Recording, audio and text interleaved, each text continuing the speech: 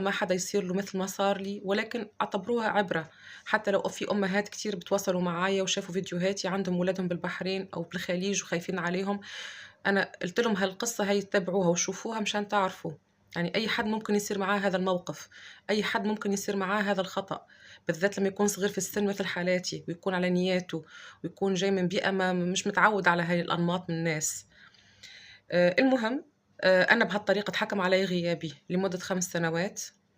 صار منعي وإقصائي من البحرين، وما فيني أدخل ولا إني أبرأ نفسي. تواصلت مع مسؤولين في الإمارات، آآ قالوا لي لازم تكوني موجودة بدبي، وأنا بصراحة كنت حابة إني أروح على دبي وأقدّم شكاية، ولكن خُفت لإني أنا محكوم عليّا في البحرين، فبلدان مجلس التعاون أنتم بتعرفوا يعني كيف بالضبط. حتى المحامي بتاعي خاف عليّا، قال لي: "لا تروحي هناك، لا يصير لعبة فيكِ مرّة ثانية أو يلعبوا فيكِ أو يصير هيك شي عليكِ، مشكلة ثانية وتتورطي في قضية أخرى ولا يصير شي، طالما